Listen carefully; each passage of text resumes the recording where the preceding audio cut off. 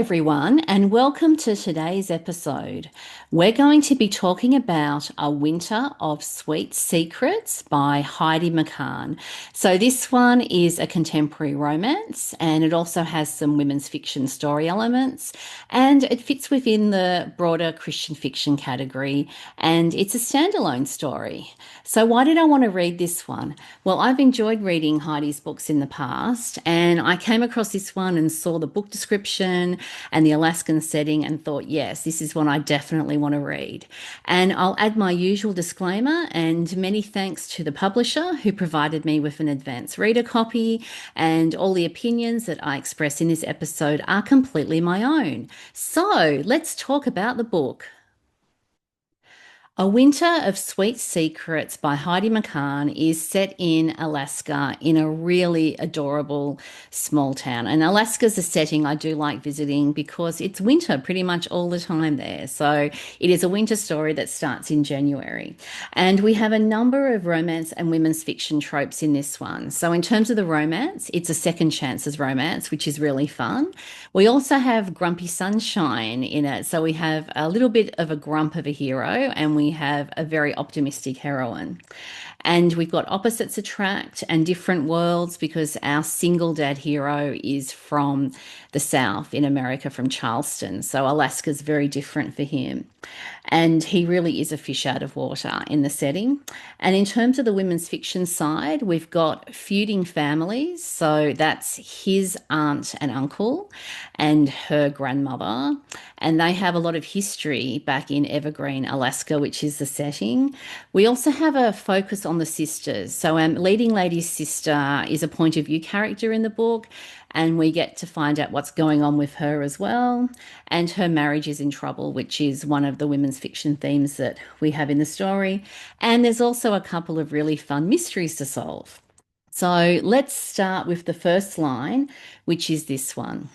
There wasn't a chocolate caramel truffle for sale in all of Kansas City that tasted as delicious as her Grammys. So the story, we're meeting Jovi. So she's our leading lady. So we're starting in her point of view. And she's in her late 20s and she's a traveling nurse. So she grew up in Evergreen, Alaska, which is the small town where the book's set. And she's been doing short term contracts in different parts of the states, and she's been in Kansas City. And at the start of the story, she's looking for comfort food, like her Grammy's chocolates, because she should be on her honeymoon in Fiji. But instead, she's been jilted at the altar by her rat of an ex fiance. And we learn more about him as the story progresses. And she's at a bit of a loose end with what she's going to do next. And so what ends up happening is her sister contacts her in an absolute mad panic because their parents have decided they want to sell the family confectionery business in Alaska, which is called Evergreen Candy Company. And what's happened is her grandmother, that's Grammy, who set up the company effectively and was the driving force, is in a memory care home and is losing her memory. And the parents need to pay for that and they want to retire. And the business hasn't been doing as well as it could. So they've come to the conclusion that the best thing for everybody is for them to sell. But of course, Jovi and her sister disagree with her parents and are on a mission to save the family confectionery company. And so there's a recipe for chocolate caramel chews, which is what the first line referenced, that is missing. And that's what Grammy used to make for the family, but she never put it into the production line for the business. And so Jovi really wants to find this recipe because she thinks that this particular sweet will turn around the fortunes of the company and that will stop her parents from selling. So that's where we start in the story. And of course, she's on her way to Alaska to do all this with her sister. And then we meet Burke. So he's a single dad. He's a widower who lost his wife and baby son 2 years ago in an accident. And he has this adorable 5-year-old. She is just gorgeous. And I do love 5-year-olds in stories. And she's absolutely charming. And I just loved her role in the story. And Burke is a best-selling author. So he used to work in the advertising firm with his father and family. And then he wrote a book that's a bestseller and he's able to live off the advance that he's got for this book. And so at the start of the story, One of the reasons he's gone to Alaska is to stay in his aunt and uncle's cabin and finish his book and basically get his daughter to school and to get away from Charleston. Because in the midst of what was going on in terms of losing his wife, he also got caught in a fake scandal that he hasn't been able to untangle. And there's been a whole lot of problems. So he needed to get away from Charleston. And so he's effectively run away to Alaska. And so at the beginning of the story, he's also en route to Alaska with his daughter. And of course, the meet cute, that happens in Anchorage at the airport. And the small town of Evergreen is about 100 miles from Anchorage. So there's still another flight or distance of travel to get to where they need to go. And this meet cute, it's awkward, it's embarrassing. We have an adorable 5-year-old right in the middle of it, causing all sorts of fun and mayhem. And I just loved it. It was a really fun meet cute that really kicked off the story and got these characters into a situation where they couldn't avoid each other. And in this story, there are so many problems. Jovi has a lot of trust issues, and particularly from her ex-fiance, who is has done the wrong thing by her, and she's really trying to process herself out of that bad relationship situation and move on and let go of what's been happening and not get caught up in all the negativity from when he jilted her and all there's a whole lot of stuff that's happened. And then we have Burke, who's also got his own emotional baggage, and he's dealing with a whole lot of guilt because he blames himself for his wife and son's death, which is kind of misplaced guilt, but it's still guilt all the same that's really affecting him. And he has a journey in the story, and that's part of his faith journey as well to walk, to deal with what happened in the past and his role of what happened in the past and to move to a better place as well by the end of the story. So he is a single dad, which is challenging. He has a 5-year-old daughter who is adorable, but raising kids is challenging by definition. And he has a book deadline. So he's written a thriller and he's supposed to be writing a second thriller, but things are not going very well on the book front. Hence, another reason he's in Alaska to try and get this really tight deadline done, which is going to challenge him.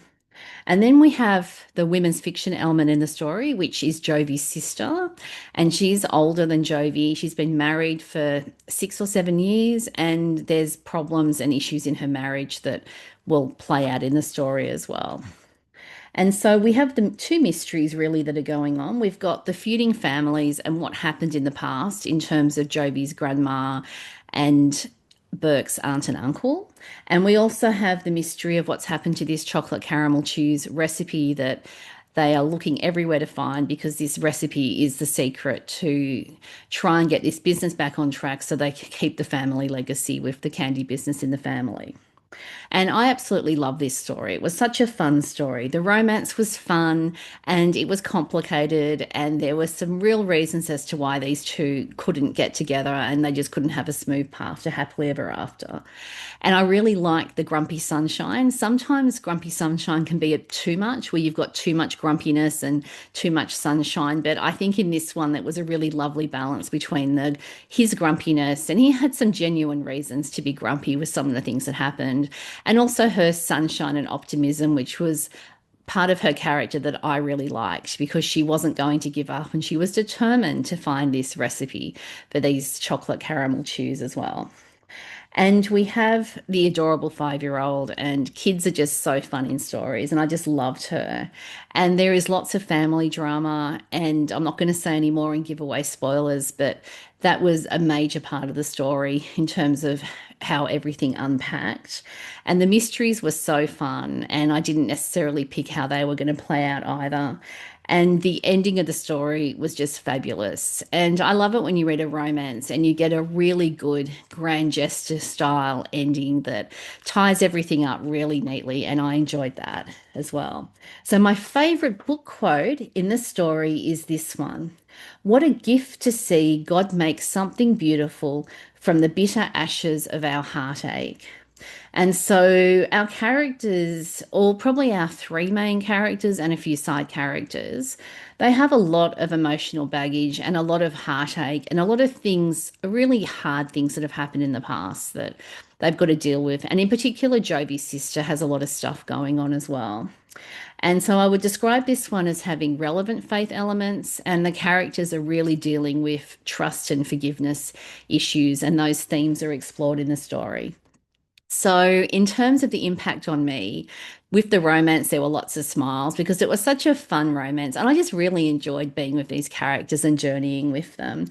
And it definitely had those sort of hallmark winter movie, Christmassy, but it's not Christmas in Alaska, but it's like Alaska's Christmas all the time with all the snow.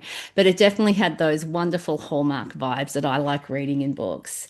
And there were also some really poignant moments, and particularly for Jovi's sister.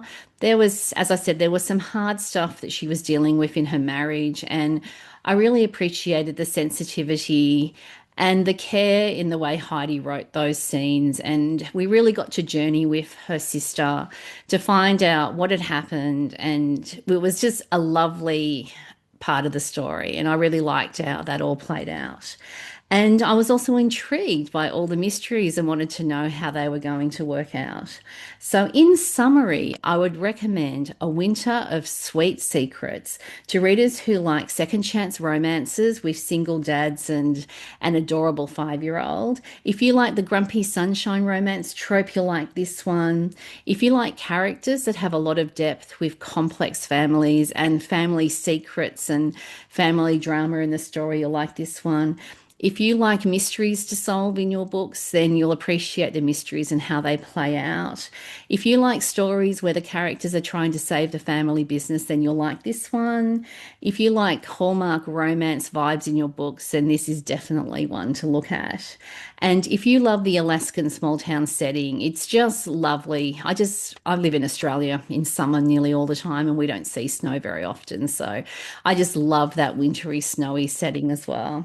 And the story has relevant faith elements. And if you like relevant faith elements in your stories that are very organic and come out of what the characters are dealing with, then you'll love this one as well. Thanks for joining me today. Does A Winter of Sweet Secrets sound like a book that you'd like to read? Have you read it? What did you think? You can let me know. If you're listening on the podcast, you can send me a text via a link in the show notes. If you're watching at YouTube, you can like the episode and you can leave a comment at YouTube. You can also email me via my website where I have a contact form, and that's at narelleatkins.com.